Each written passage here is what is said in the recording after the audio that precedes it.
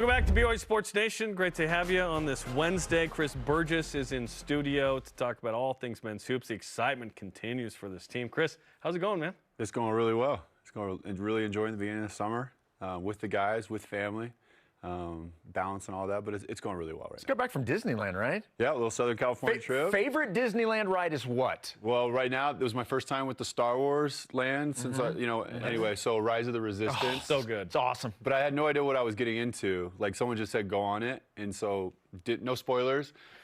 Anyway, it was awesome. Yeah. It was great. It's great. Yeah, don't eat right before it.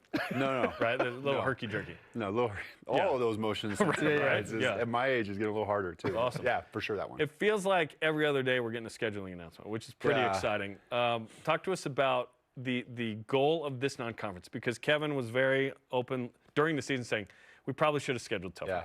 Now you guys are making up for it. Yeah. And obviously you have a team that looks like it can handle it, but it is very exciting. We looked at it for everything. Our experience last year, the pressure that was put on us in Big 12 play to basically win, which we did, and we still got a 6 seed, where we looked at other teams, not just in our conference, but in other high major teams. Like you take Kentucky or you take Arizona. Arizona, we had the same conference record, but they scheduled way harder in the non-con. Their non-con strength schedule was way better. They actually didn't win any quad 1 games during that, but the committee took that and they got a 4 seed. Right, Kentucky gets a 3 seed. So we looked at not just like Arkansas, what they do, and so we took that into mind from an analytical approach, and and then the Big 12 went from 20 games to 18 conference games, so we knew we had 2 more games to schedule, and we wanted to find 6, basically quad 1s or marquee games, and then we knew we had a good roster coming in, right? We knew we signed AJ and Xavier, and we were hopeful like Richie was coming back, Cable was coming back, and we felt like we had a team that could be really good. And then, like, honestly, when we signed AJ, every event organizer kind of reached out as well because they want to showcase him. They want good players, a good brand, and they know that we travel. We're everywhere, BYU fans, and so it was strategic, a lot of opportunities, but a lot of what the momentum of BYU athletics is about right now. They MSG wants us, Boston Garden, playing against UConn. So it was a little bit of everything, but our goal was 6 marquee games in the non-conference. That was our goal. Well, and you just mentioned Madison Square Garden, going where the Celtics play, and beyond all of the teams that you get to play, which are high-profile teams at these very high-profile venues. It's an opportunity to showcase this team. How big is just that part of it? Yeah, exactly. It's what we want. It's why we're recruiting the way we're recruiting. It's why guys like Richie and Kaba and Dawson want to come back. It's why AJ, Xavier, and all the other kids Rob Wright and Tyler can go down the line wanted to come in. Right? It's what we as coaches. It's why Kevin left the NBA to come to college, is because he wanted to do this. It's an opportunity to showcase. It's an opportunity to build your resume. Like, we're not. I think in years past, recruiting is like, let's just make the tournament. And, like, that's not the mindset anymore, right? We understand how hard it is to make the NCAA tournament. We get that.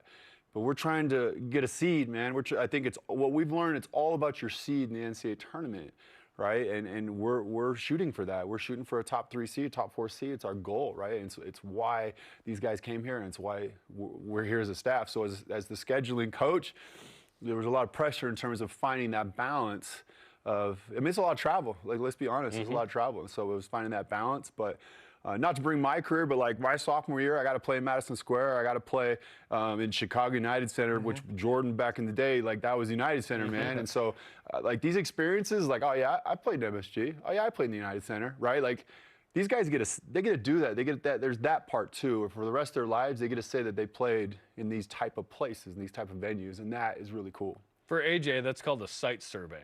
A year ahead, he's going, what is the lay of the land here? I'll be here, I'll do this.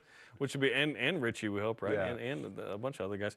We're talking to Chris Burgess on BYU Sports Nation. So you mentioned you wanted like 6 marquee games. Have we kind of heard about the 6, or is there another one unannounced? Yeah, no, actually. So we're not talking exhibitions. We are going to Nebraska.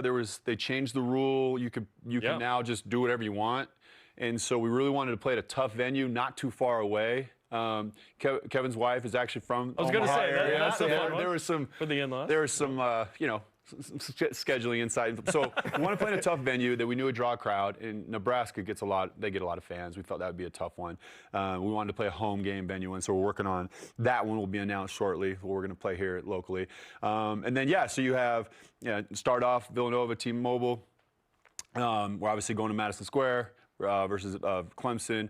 We're going Boston Garden versus UConn. We're playing in the ESPN events out there in Orlando, and that could be 2 of the 3, which is Dayton, Georgetown, and Miami, right? And then Wisconsin, which was just announced, right? We're getting a little another like kind of a rematch from the Sweet 6, going to the Sweet 16 in the round of 32 at the Delta Center. So yeah, it's awesome, man. That's I mean, it's about as good as you could get. Yeah. I mean, there's a couple blue bloods you could add in there, but like we tried. There you go. We really, there were some 2 blue bloods that we really tried to get, and one of them it just couldn't work out logistically. And in the future, maybe. We're hoping, man. We really, but we tried really hard. Both teams really tried, and. So you have to have the right dates, right? We have to have the right dates, but we really did. We did. There was 2 other teams we really wanted to get on the schedule, but we're super grateful for the teams that we get. Oh, it's that fantastic. We get to play. Well respected, should be quad 1s. We're excited. It's going to really push us to prepare us for the conference play as well. Well, we know the games, most of the games in the non-conference that this team is going to play. Let's talk about the team itself. We get to see little snippets, you know, on social media coming out. It gets everybody excited. What have these summer workouts been like, and how are things progressing with a lot of new faces? Yeah, a lot of new faces. Not everybody's quite here yet. They're all kind of trickling in as their classes are ending at their respective schools, but they've been great. It's been great seeing Richie, Kaba, and obviously AJ, Xavion playing together, building the chemistry. We've been doing a lot of player development. We've been doing a lot of shooting. And then honestly, like we're doing some breakdowns, but we're playing. We're trying to play. These guys got to get used to playing with each other. I think the most fun day for me was basically Richie after workout. He's playing with Kaba, and AJ was like, Richie was basically like, man, I've never had so many open shots before, right? And I think that's kind of the pressure Kaba puts on you when he's rolling to the rim. AJ puts on you with his ability to get to the paint, you know, defense collapse, and he's actually a way better passer than people understand. Obviously, I get all the highlights and the scoring. This kid is a phenomenal passer and kind of a triple-double type guy waiting to happen just with his ability to do a lot of things. Kyle Collinsworth proves. I think that's great. Yeah, that's right. That's right. Dominique Diamande looks very athletic. Very athletic. What is he going to add to this group? Yeah, so we definitely feel like he's a guy who can guard 1 through 5, right? Could really, hey, go guard that guy. Similar role of like what Mawit did or Trey Stewart did off the bench. He has the ability to really guard. You know, he's young, right? So the transition is always difficult. So he's still learning, understanding spacing, understanding where to go, offensively, defensively, schemes. But he's an athlete. He's a Big 12 athlete, and we want to play fast, as everybody knows. And he's a guy who can really sprint at the corner. He can rim run. He can finish at the rim. And I think one of his strengths is going to be his ability to cut. Like, he's a good cutter. He's a really good cutter. We've been talking about the non-conference. I do want to ask you a question about the conference schedule, because we do know that there's going to be a change. Started at 18, went to 20. Now it's going to go back to 18, which I know you guys are. I mean, I assume you guys are happy with that to be able to get a little bit of a break. Yeah. Do you know how that's going to affect things in terms of the teams that you play more than others? Do you have any insight on that yet, or is that still to be determined? I mean, I can't tell how many emails and texts we've sent to the commissioner who does the scheduling to kind of find out. We don't know. I mean, you got to assume Utah will be twice. I've heard whoever is your rival, you play twice.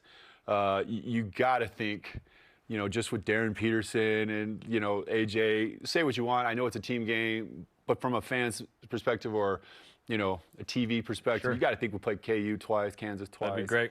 And I don't know, right? Like we'd love to, obviously we'd love to get Kansas back here. We'd love to, you know, get, you know, I personally would not want to travel so many times East Coast, especially with the non-conference, but it's kind of out of our control.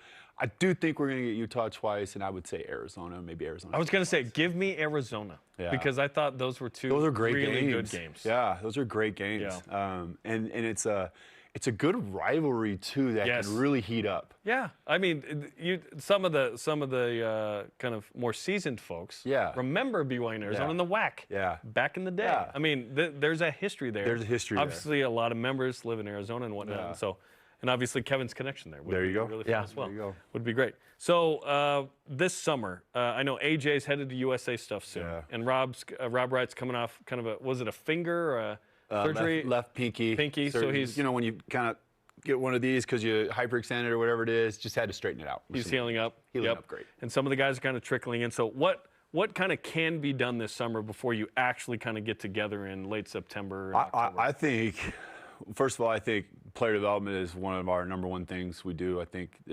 we can do that every day. And within our player development are our schemes offensively and defensively, our positioning, our spacing. But I think what we can really do is we can play. We can compete and we can play. We can install like some ball screen defense. We can install some, help side defense. We'll do all those different vitamins from a defensive combo standpoint. But like our guys need to play, right? A year ago, we couldn't start doing this because we didn't have a roster, right? Until I felt like Jagger wasn't here, Jagger wasn't here. Yeah, and so other than until maybe fall, that's when we really started playing. And you can kind of see the effects there at the beginning of the year, right? And so I think playing is one of the best things we can do right now because you get great film from it, you build chemistry from it, roles are defined from it, and then the cream rises to the crop. It's going to rise because at the end of the day, there's a lot of players out there. And Trevin and Trey are practicing, which is fun, right? Awesome is that. There's not, honestly, there's not a better shooter to have to defend than Trevin. And then there's not a better defender to go against. AJ's going against Trey every single day. We just finished a skill workout earlier today, and the pressure Trey puts on you, his physicality, his strength, obviously he's super smart. He's making AJ and whoever else he's guarding better every single day. We love having them. We hope they stay here forever, but at the same time, we understand they want to move on to other things. And no one's taking away their playing time, so they can get out there. Dude, it's like awesome. Trevin can just shoot, right? Yeah. And they don't have to go lift after. They don't have to condition with Coach Wiz after. They get to just hoop, and then they're out, right? So it's awesome. So before we let you go, I do want to ask you about Jagger. You mentioned Jagger a second ago, and he's one of those guys that at the Combine really helped himself out and starting to rise up those mock drafts that you see. I had a chance to talk with him last week. He's been pretty pleased with how things have gone. What are you hearing, and what are your expectations for him in the league? Because we're all so excited for the opportunity that's ahead of him. I mean, there's a lot of, in our offices, we call it the bullpen. There's a lot of people that talk in the bullpen based on what they're hearing. I heard, obviously, in the video proved that he shot the ball really well. Yep. He's taller than people thought, right? He's super long. And then he's the best passer in the draft, arguably. A lot of people have been saying that we've had on. Yeah. And so, what we're hearing is anywhere from 8 through 14. It just kind of depends. But also what we're hearing is who's on the board at 8, right? Is a guy like Con Knipple still on the board? Does he? You know what I mean? So I think it's the who's best available type thing. But I know he's in a really good position to be drafted in the lottery, and we're hopeful he goes to a team that values what he does and has an opportunity to learn from a vet, but also play, right? Hopefully he doesn't go to a place that's just trying to collect a bunch of assets. And you can get a little bit lost, right? And so Jagger needs a good team. We've got about 20 seconds. Your boys are basketball players. Yeah. Your girls are volleyball players.